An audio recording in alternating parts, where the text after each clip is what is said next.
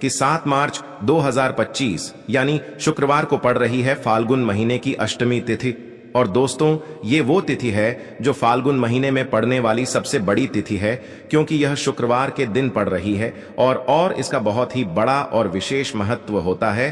पूज्य गुरु जी ने कहा है, अगर कभी भी मौका लग जाए और फाल्गुन महीने की अष्टमी तिथि शुक्रवार को पड़ जाए तो आप लोगों को 11 चावल के दाने का उपाय तो अवश्य ही करना चाहिए। इन दोनों का संयोग बहुत ही कम आता है।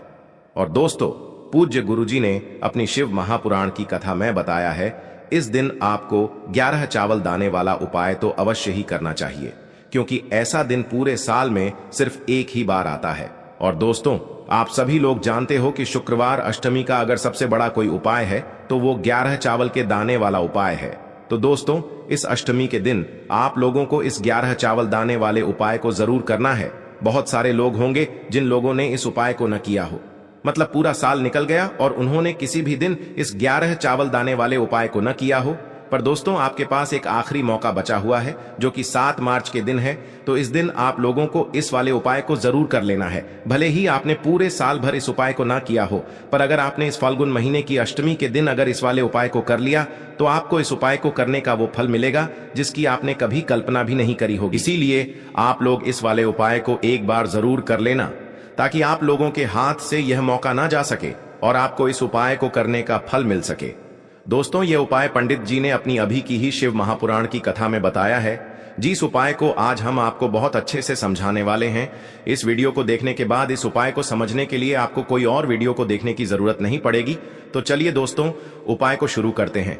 देखिए, ये इस फाल्गुन महीने के अष्टमी के दिन ये इतना खास होता है, इतना महत्वपूर्ण होता है। देखा गया है कभी कभी बड़े बड़े पूजा पाठ अनुष्ठान से जो मनोकामना पूर्ण नहीं होते, वो इस फाल्गुन महीने के शुक्रवार अष्टमी के दिन एक छोटे से उपाय करने से ही आपकी मनोकामना पूर्ण हो जाती है। और बहुत सारे लोगों ने इस उपाय को किया भी है और उनको इस उपाय को करने का फल भी जरूर मिला है। अगर आप लोग भी इस उपाय को शुक्रवार के दिन करना चाहते हैं तो आप इस उपाय को पहले अच्छे से समझ लेना, सुन लेना, उसके बाद करना। आपको इस उपाय का फल जरूर मिलेगा। और इस उपाय को कर लेने से आपके घर में चाहे किसी भी प्रकार की दुख और समस्या क्यों ना चल रही हो, आपको उसका कारण भी नहीं पता है कि भाई यह समस्या किस कारण से चल रही है, उसका कुछ भी कारण हो सकता है, जैसे पितृ दोष हो सकता है या किसी भी तरह का मंगल दोष भी हो सकता है। तो इस दिन आप लोगों को यह वाला उपाय कर लेना है। यह एक ऐसा उपाय है जिस उपाय को अगर किसी विशेष दिन पर किया जाए तो भाई उस विशेष दिन का जो है वह तो हमें मिलता ही मिलता है, पर हमने उस दिन पर इस उपाय को किया है तो हमें उससे भी बड़ा फल मिलता है और फल बहुत जल्दी मिलता है, क्योंकि आप इस उपाय को बहुत ही बड़े और विशेष दिन पर कर रहे हो।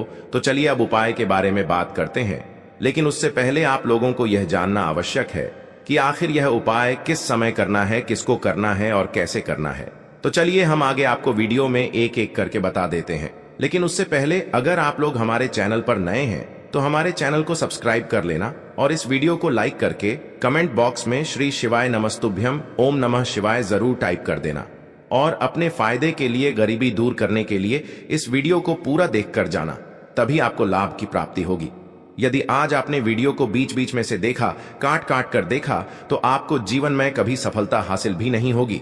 तो दोस्तों, इस 11 चावल के दाने वाले उपाय को हमें इस शुक्रवार अष्टमी के दिन कैसे करना है, किसको करना है, किस समय करना है और कहां पर करना है, ये सारे सवालों के जवाब आपको इस वीडियो में मिल जाएंगे। और जो ये वीडियो देखेगा भाई, उसको 11 चावल के दाने वाला उपाय जरूर करना चाहिए, क्योंकि इस दिन एक चावल के दाने का भी बहुत ही बड़ा और विशेष महत्व होता है। और जब बात आ जाए 11 चावल के दाने की, तो ये सोने पे सुहागा वाली बात हो जाती है और ये एक बहुत ही बड़ा उपाय हो जाता है इस शुक्रवार अष्टमी तिथि का। तो अब दोस्तों, इस 11 चावल के दाने वाले उपाय को आखिर करना किसको है, सबसे पहले हम लोग वो बात जान लेते हैं। तो देखो, घर की जो बड़ी माताएं बहनें होती हैं, उन माताओं बहनों में से कोई भी एक बड़ी माता बहन इस वाले उपाय को कर सकती है। और दोस्तों, अगर आप चाहें तो अपने घर में से सभी सदस्यों को भी इस उपाय को करवा सकते हैं। अगर किसी व्यक्ति की खुद की कोई मनोकामना है, खुद की कोई दुख और परेशानी है जो कि वह अपने लिए ही करना चाहता है इस वाले उपाय को, तो वह खुद अपने लिए भी कर सकता है। बाकी अगर कोई घर में से ऐसा है जो कि अपने पूरे घर परिवार की सुख और शांति के लिए ये वाला उपाय करना चाहता है, तो भाई वह भी कर सकता है, उसमें भी कोई दिक्कत वाली बात नहीं है। कहने का मतलब यह है कि इस उपाय को हर एक सदस्य भी कर सकता है और पूरे घर परिवार के सदस्य के लिए घर की बड़ी माताओं बहनों में से कोई एक माता बहन भी कर सकती है। माताएं बहनें अगर घर में उपस्थित न हो या वो यह वाला उपाय न कर पा रही हो तो फिर घर का कोई बड़ा सदस्य भी इस 11 चावल के दाने वाले उपाय को कर सकता है, चाहे फिर वह पुरुष ही क्यों ना हो, उसमें कोई भी दिक्कत वाली बात नहीं है। अब दोस्तों, इस 11 चावल के दाने वाले उपाय को हमें करना कहां पर है? हमें इसे शिव जी के मंदिर में जाकर करना है। बहुत सारे लोग प्रश्न करते हैं हर एक उपाय को करते समय क्या हम इस उपाय को घर पर कर सकते हैं? तो इस वाले उपाय को आप घर पर नहीं कर सकते हो। इस वाले उपाय को करने के लिए आपको शिव जी के मंदिर ही जाना पड़ेगा। उसके बाद में दोस्तों जो अगला प्रश्न निकल कर आता है वो यह आता है इस उपाय को लेकर कि आखिर इस उपाय को हमें किस समय करना है, सुबह के समय करना है कि शाम के समय करना है? तो देखो, इस वाले उपाय को आप लोग सुबह के समय भी कर सकते हो और शाम के समय प्रदोष काल में भी कर सकते हो। अब अगर आप पूछो कि भाई सबसे उत्तम समय कौन सा रहेगा इस 11 चावल के दाने वाले उपाय को करने का, तो हम आपसे बस यही कहेंगे कि इस उपाय को आप सुबह के समय करेंगे तो ज्यादा बेहतर होगा। बाकी अगर प्रदोष काल शाम के समय भी करेंगे तो भी अच्छा होगा, उसमें कोई भी दिक्कत वाली बात नहीं है।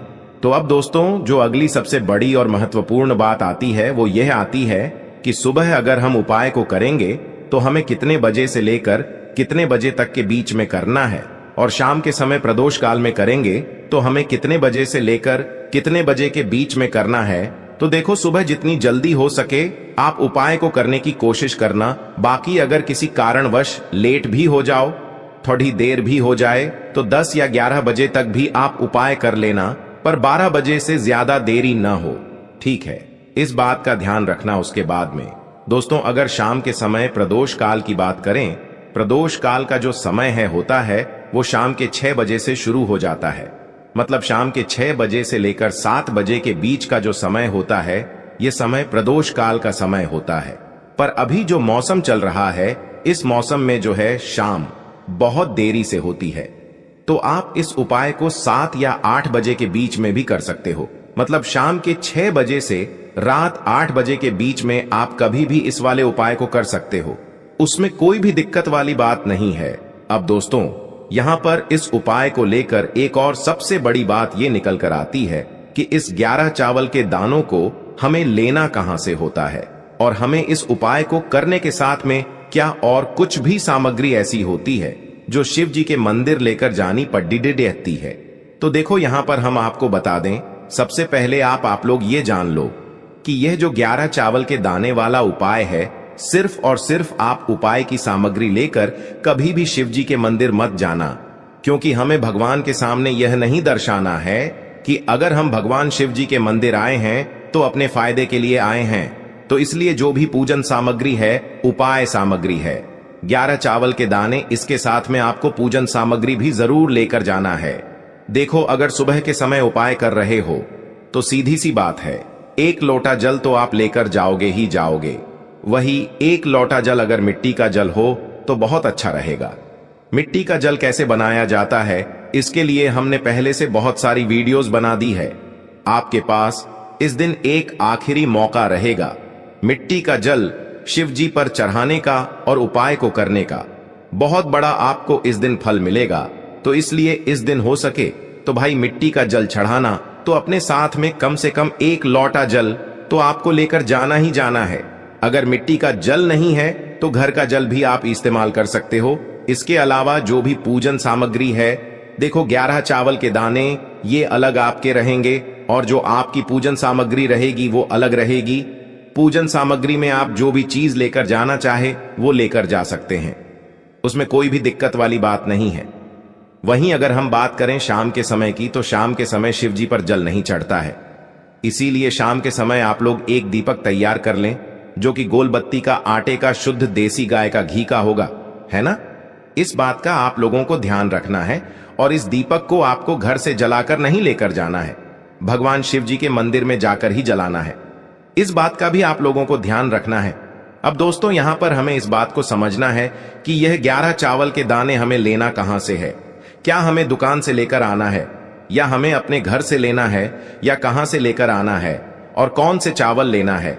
क्योंकि चावल भी बहुत प्रकार के होते हैं। तो देखो, इन सभी सवालों के जवाब आप लोग एक बात में सुन लो कि भाई ये जो उपाय है, इस उपाय में आपको ये नहीं देखना है कि भाई कौन से चावल है, कौन से चावल नहीं है। बस जो भी चावल ले रहे हो वो चावल का दाना सबूत होना चाहिए, मतलब साबुत होना चाहिए, टूटा हुआ नहीं होना चाहिए, कटा पिटा नहीं होना चाहिए। ये बात आपको ध्यान रखना है। बाकी आपका चावल बासमती हो या सादा चावल हो या कोई सा भी चावल हो, उसमें कोई भी दिक्कत वाली बात नहीं है। तो सीधी सी बात है कि आपके घर के रसोई घर में जहां पर आप भोजन बनाते हो, वहां पर जो भी चावल आपके उपस्थित हो, उन चावलों में से अपनी एक कटोरी भर लेना या एक मुट्ठी चावल अलग से निकाल कर रख लेना, क्योंकि हम 11 चावल ही यहां पर इस उपाय में लेने वाले हैं। तो हमें यह चावल के दाने गिनकर निकालने पर डढ़ेंगे। इस बात का आप लोगों को ध्यान रखना है। तो अपने उस चावल की कटोरी में से या चावल में से 11 ऐसे चावल के दाने आप लोग निकाल लो जो कि टूटे हुए ना हो, कटे पिटे ना हो, जिनमें कोई दाग ना लगा हुआ हो, है ना। अच्छे साबुत चावल के दाने 11 दाने आप लोग निकाल कर रख लो और इन्हें किसी भी एक कागज की पुड़िया में या किसी एक छोटी सी कटोरी में आप लोग रख लो, ताकि यह सुरक्षित रहे। आपके एक भी चावल का दाना इधर उधर ना हो और आपका उपाय भी पूरा अच्छे से हो जाए।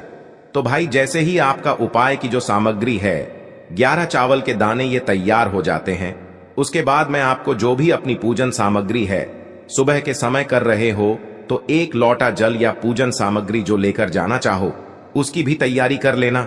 और शाम के समय जा रहे हो तो भाई अपना जो दीपक है उसे तैयार कर लेना, ठीक है। और उपाय को करते समय शुद्धता का विशेष रूप से ध्यान रखना, ठीक है। सुबह सुबह स्नान करने के बाद ही उपाय को करने की आप लोग तैयारी करना।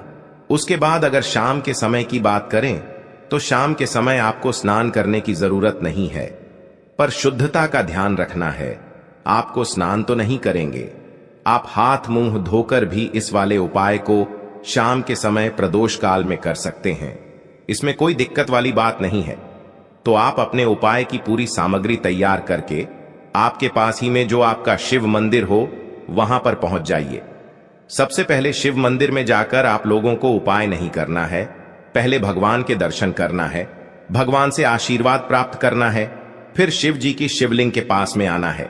शिवलिंग के पास में आने के बाद आप जो पूजन सामग्री लेकर आए हुए हैं, जैसे कि सुबह गए हुए होंगे तो 1 लोटा जल और जो भी पूजन सामग्री लेकर आए हैं, आप उनसे भगवान शिव जी की पूजन कीजिए। सबसे पहले तो 1 लोटा जल ही चढ़ेगा, उसके बाद में आपकी पूजन सामग्री चढ़ेगी। उसके बाद में अगर दोस्तों शाम के समय अगर आप इस उपाय को कर रहे हो तो अपने साथ में कम से कम एक जो दीपक है गोल बाती का जो आप अपने साथ में लेकर गए हो, उस दीपक को मंदिर में जाकर अपनी माचिस से जलाना है और उस दीपक को शिवलिंग के पास में रखना है, ठीक है। इस दीपक को रखने के बाद ही आप लोगों को अपना ये वाला उपाय शुरू करना है। और दीपक को ज्यादा पास में मत रखना, वैसे भी गर्मी पड़ रही है, भगवान शिव जी को आंच नहीं लगनी चाहिए, है ना। तो भाई जैसे ही आपकी पूजा अर्चना हो जाती है, आप भगवान शिव जी को प्रसन्न कर लेते हैं।